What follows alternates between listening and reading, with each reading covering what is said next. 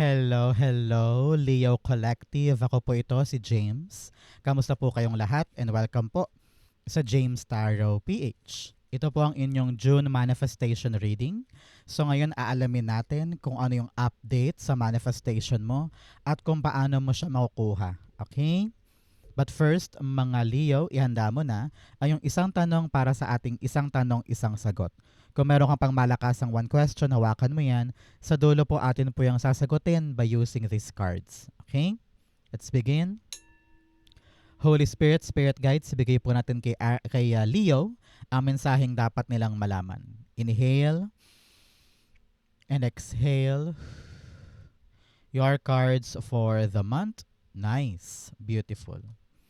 Siya nga pala mga Leo, maraming salamat po ha sa lahat po ng mga hindi nag-i-skip ng ads, nagla-like, nagko-comment, at patuloy pong sumusuporta sa atin every time po na meron tayong libreng reading para sa inyo. So keep on liking, keep on commenting, and thank you for not skipping the ads. So, mga Leo, in the background of your energy for your manifestation, meron kang Queen of Pentacles. I understand, Leo, na ngayong buwan na to, nagmamanifest ka na sana madagdagan yung kita mo. Na sana mabayaran ko na yung utang, sana mapundaran ko na yung negosyong gusto kong simulan, sana magkaroon ako ng kapital, no? Meron sa inyo naghahangad na sana makataya sa loto, manalo sa ganito, magkaroon ng tahimik at saka satisfying na buhay, no? Na lahat ng pangailangan mo ay kaya mong i-provide, 'di ba?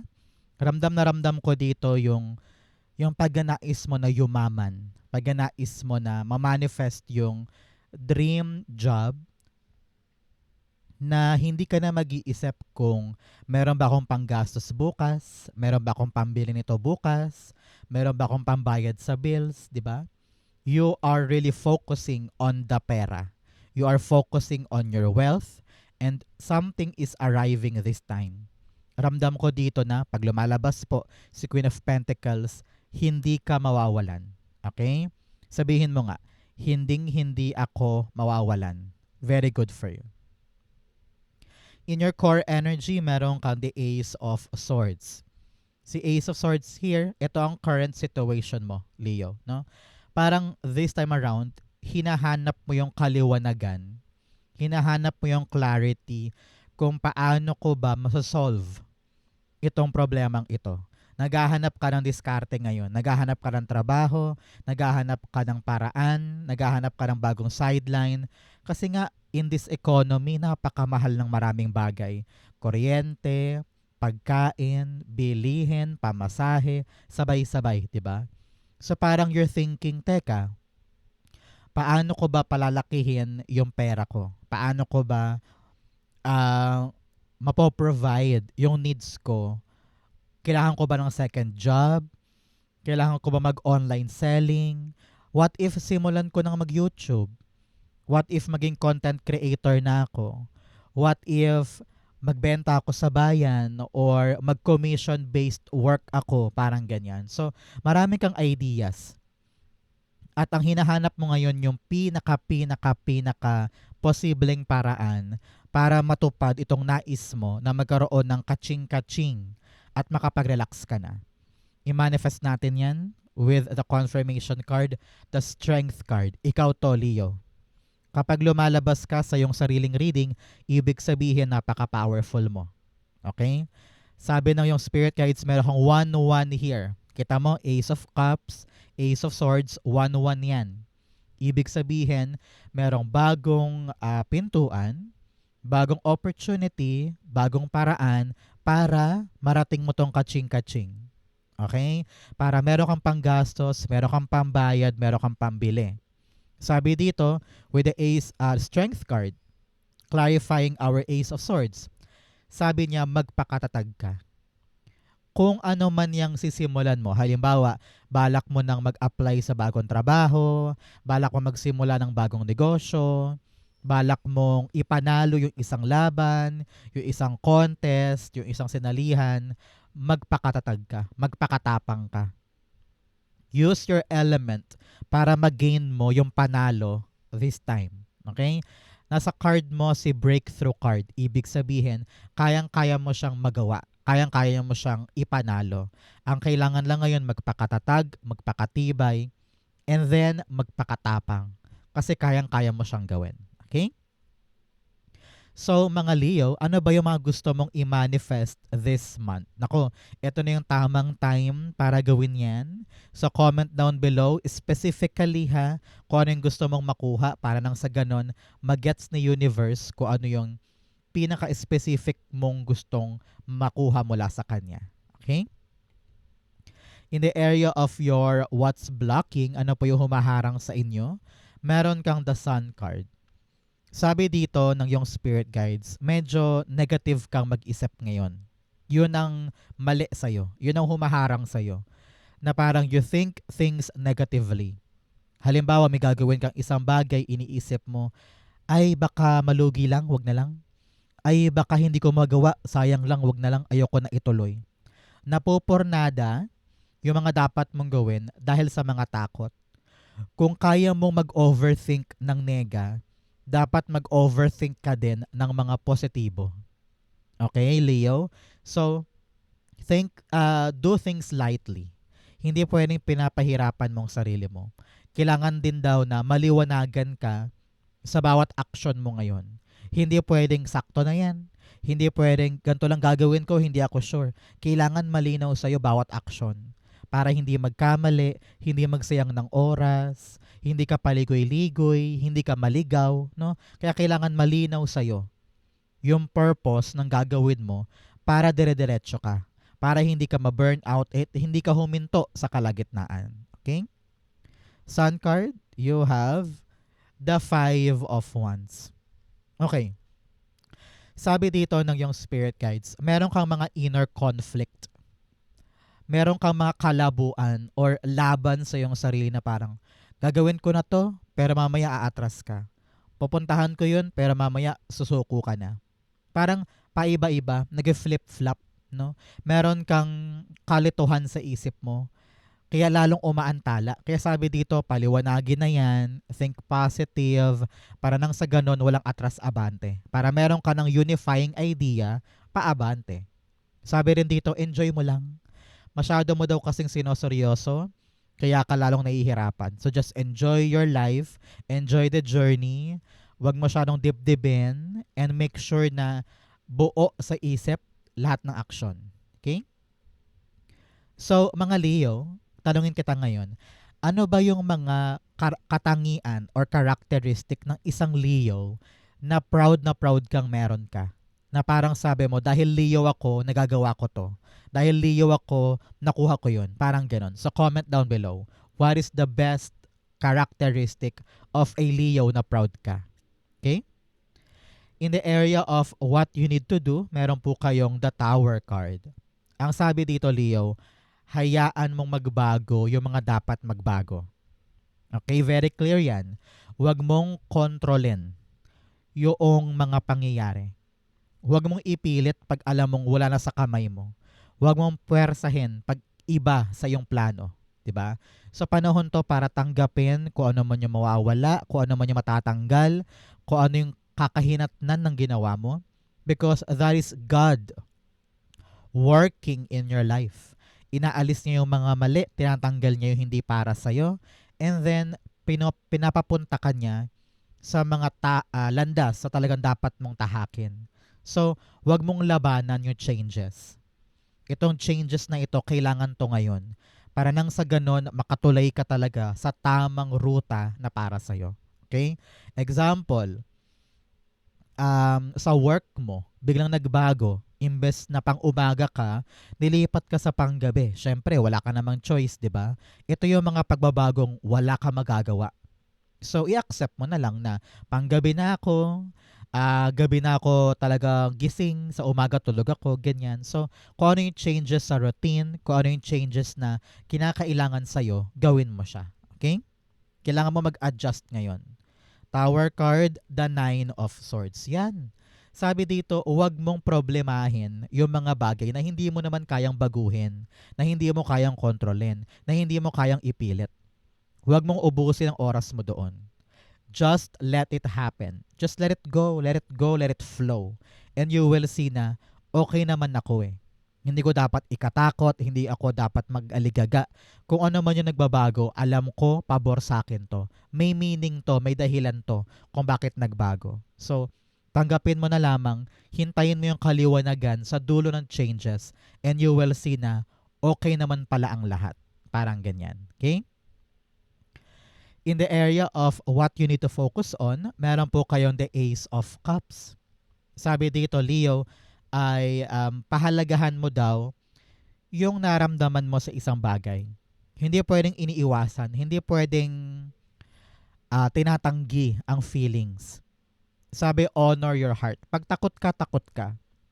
Pero huwag kang gagawa ng isang bagay na lalong ikakasira mo or ikakakomplika ng mga bagay-bagay. Sabi rin dito, tanungin mo rin daw ang sarili mo, maligaya ka ba? Kontento ka ba? Okay lang ba na sapat na ba tong mga bagay na ito o panahon na para tumingala at asahan yung mga pagbabago na parang, God, sige po, if my life needs to change, then change this for the better. Parang ito yung pagkakataon na yayakapin mo na lamang yung mga bagong darating. Hindi ka natakot sa mga papasok sa'yo or mga bagong experiences. Sabi mo, kung ito ang paraan para maabot ko yung tagumpay ko, why not? Parang ganyan. Okay? Ace of Cups, the Lover's card. Oh. Sabi dito ng yung spirit guides, pahalagahan mo rin daw, Leo, this month, yung mga relationships mo. Sa partner mo, sa lover mo, sa kapatid mo, sa magulang mo, sa best friend mo, sa co-workers mo. Sabi dito yung mga connection mo, yung mga relationships mo, mahalaga yan. Kaya yakaping mabuti, pahalagahan. Kung sa kanila ka maligaya, kung nandyan ang amor mo, protect it, defend it, nourish it. Okay?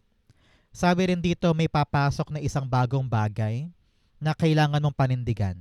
Parang kailangan dito ng conscious awareness na sige, papapasukin ko to, yayakapin ko to, uunahin ko to, papahalagahan ko to. Parang ganyan. Kung ito man ay bagong kaibigan, or meron sa inyo naghahangad ng bagong love life, naku, ito yon. May chance ka. Okay? So, kung ano man tong bagong papasok, mamahalin mo to. Okay? In the area of what's coming in, ano yung papasok sa buhay mo this time? You have vast vistas, expand your horizon. Sabi dito, napakalawak ng mundo. Napakalawak ng pwede mong puntahan, pwede mong gawin, pwede mong abutin, pwede mong magawa. No? So wag mo limitahan ang sarili mo sa isang kahon. Malawak ang mundo. Explore and you will see kung ano pa yung mga potensyal na pwede mong kunin. Okay? Especially here, in what's coming in, you have the 5 of Cups. This month, marirealize mo na ay, wala na pala akong dapat asahan pa doon sa mga bagay na wala na. Doon sa mga bagay na hindi na pala para sa akin. So, kailangan ko nang i-let go yun. Kailangan ko nang bitawan because wala nang saysay para iyakan pa or manghinayang pa. Dahil merong bagong mga papasok sa buhay mo this month. Maaring bagong love life, sabi ko nga, or bagong trabaho, or bagong negosyo, at talaga naman magpapa-excite sa'yo. So, forget na the past, and now let's enter to this new opportunity sa talaga namang para sa'yo. 5 of Cups, the Hierophant. Okay. Here, you have a new commitment. I don't know why. Parang papasok ka sa isang bagong industriya. Maaaring isang malaki at talaga namang pinagkakatiwala ang industriya ito na papasukin mo. Sabi mo, sige, balak ko na mag-undergo sa new commitment na ito. Aaralin ko siya, no? And this time around, makakahanap ka ng isang taong tutulong sa'yo para ma-maneuver mo o maasikaso mo to ng tama.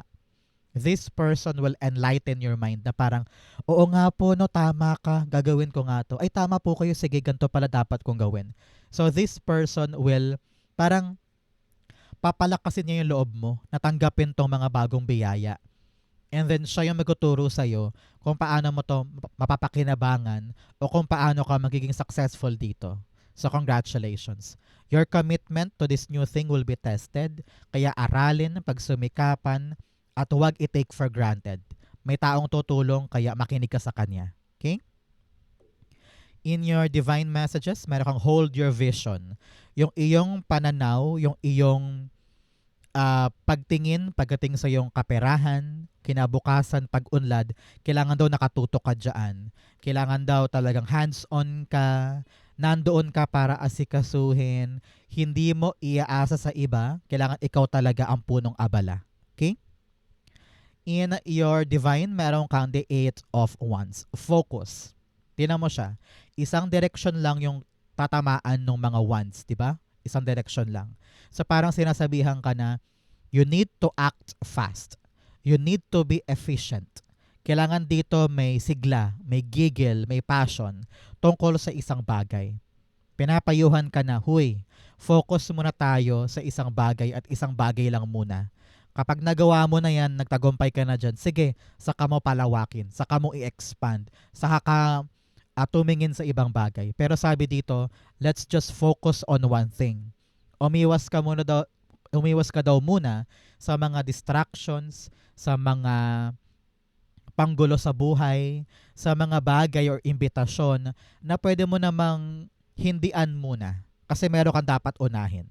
Queen of Pentacles. Yes, kaching-kaching mo ito. Kung negosyo man, project, sideline, kung halimbawa balak mo na mag-YouTube o kaya mag-online selling, unahin mo daw ito, i-prioritize mo, no? Kailangan nakatutok ka ngayon sa kapirahan mo. 'Yun ang kailangan mong i-secure, 'yun ang kailangan mong alagaan, 'yun ang kailangan mong bantayan.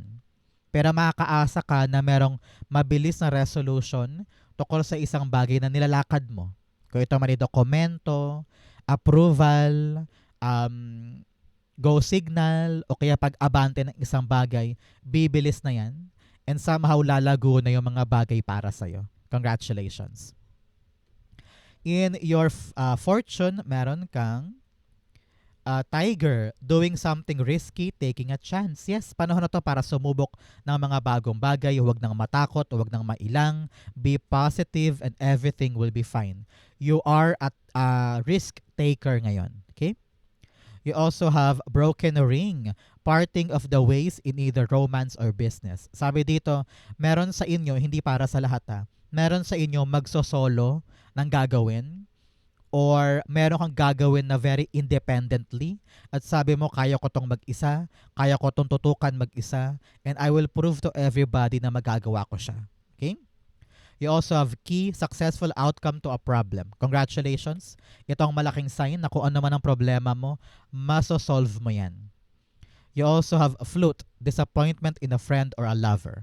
Merong isang tao sa buhay mo na talaga namang na-disappoint ka. Either hindi sila mapagkakatiwalaan, hindi sila maaasahan, or niloko ka in general. No? So, palayain mo ang sarili mo sa mga taong yan. Hindi mo sila kailangan. Ang kailangan mo sarili mong tiwala. Okay?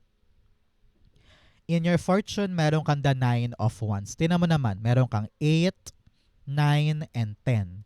Ibig sabihin, Leo, patapos na. Kung naman tong paghihirap na ito, patapos na yan. Kaya congratulations, asahan mo yung grand ending na isang pahirap sa buhay mo. Okay? So, in the 9 of Wands, sabi dito, talaga namang you are a hard worker. Hindi ka sumusuko, hindi ka bumibitaw, hindi ka nagko-quit, at talagang matayog yung pag-asa mo na akin to, magagawa ko to, ibibuild ko to. Meron sa inyo nagpapagawa ng bahay. Meron sa inyo na parang meron nilalakad na interview, nakatatlong interview ka na, tapos nasa training ka na ngayon at ayaw mo siyang sukuan. Meron sa inyo pumipila para sa mga dokumento, pumipila para maaprubahan, no? Nag-practice para sa training. So kung ano man tong pinag-usumikapan mo, nasa fortune siya, kuhang-kuha mo. Congratulations. Iyong-iyo yan. Sulit lahat ng pagod dyan. 9 of Wands, the 8 of Cups. Meron kang dalawang 9. 9 nines all about release. Pakawalan mo lahat ng takot mo, pakawalan mo lahat ng control at gigil. Magagawa yan, relax ka lang. You have 8, 8 here, telling you na meron kang abundance and power. Power to make it happen, power to win, and power to make things right. Okay? So, the 8 of Cups clarifying the 9 of Wands. Sabi dito ng yung spirit guides, this time around, aalis ka na sa isang mahirap na estado ng buhay mo. Kung ano yung parang sukong-suko na, struggle ka na, parang hindi mo ata kaya, makakaalpas ka na dyan. And this time around, masasatisfy ka na at mafulfill ka na sa pupuntahan mo. Congratulations. Kung ano naman tong pinaghirapan mo, may pag-andar na, may gagalaw na ng baso at patungo ka na sa best version of your life. Congratulations. In your near future, meron kang the Ten of Swords. Si Ten of Swords sabi dito, huwag na huwag kang tatambay sa problema. Huwag na huwag kang papayag na nakalugmok ka lang dyan or bokya ka lang dyan. Palaging may pag-asa. Palaging may araw na sisibol para sa'yo. So every single day na nakikita mo yung araw sa langit tuwing umaga, that is your sign na meron pang chance for something bigger. Kaya huwag kang magpa-victim dito, Leo. Babangon at babangon ka dahil may chance ka pa. Okay? Kung ano man tong pinanggalingan mong bokya, plakda, or kinalugmukan mong kumunoy, makakabangon ka na dyan. Okay? The Ten of Swords, the Six of Wands, yes. Napakaganda. Yung ending na akala mong walang-wala ka na, biglang boom. Meron kang bagong rason para manalo, bagong rason para magsaya, bagong rason para mag-focus sa mga bagay na kaya mong ikaunlad. Kaya ka natalo dito, it's because hindi yan para sa'yo. Ito ang para sa'yo. Yung bagong bagay na ipapanalo mo. Okay? Congratulations.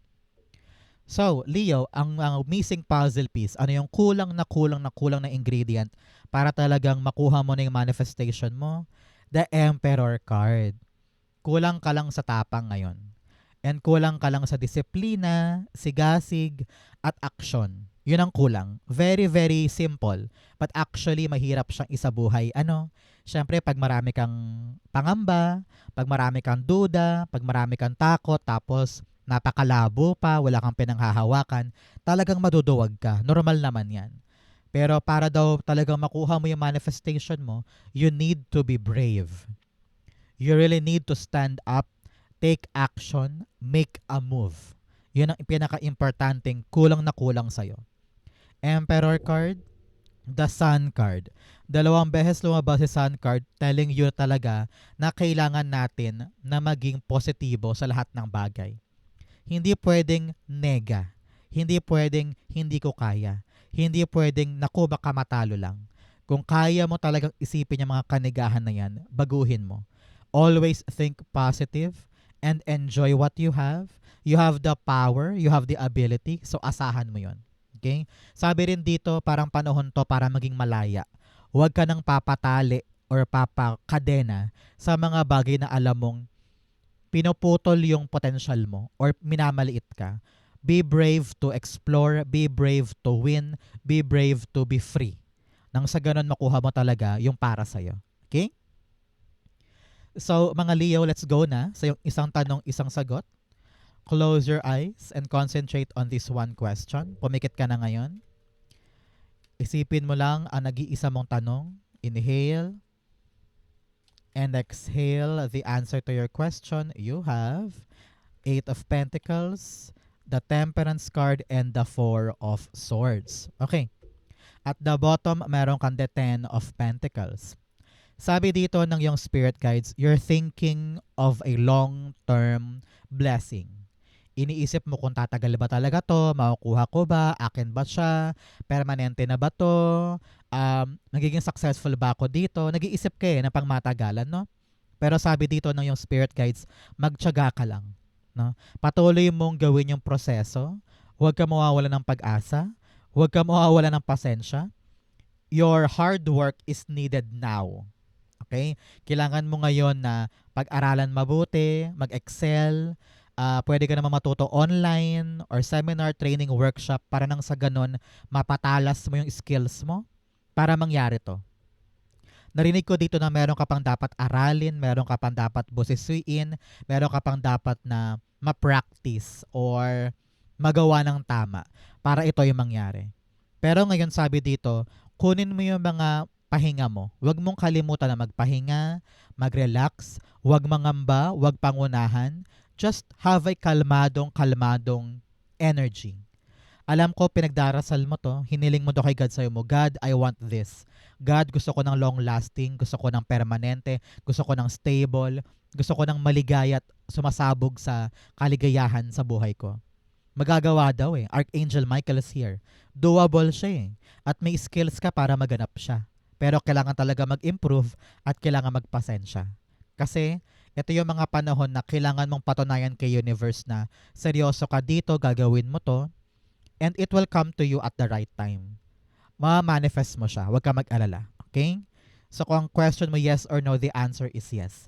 Magagawa, makukuha, pero kailangan mo munang gawin to mga bagay na ito para maka-reach ka dito. Okay? So, Leo, yan po ang yung isang tanong, isang sagot. Ganon din po ang inyong June manifestation. Manifestation dusts po para sa inyong lahat. Mangyayari na yan this time. Thank you po for your love and support. Thank you, Holy Spirit, Spirit Guides, for the clarity and messages na dapat malaman ng mga Leo this time. Comment lang po kayo sa baba ha, and isulat nyo kung naka-resonate po kayo. Thank you po for watching hanggang dulo. I love you. This has been James for James Tarot PH. God bless everybody.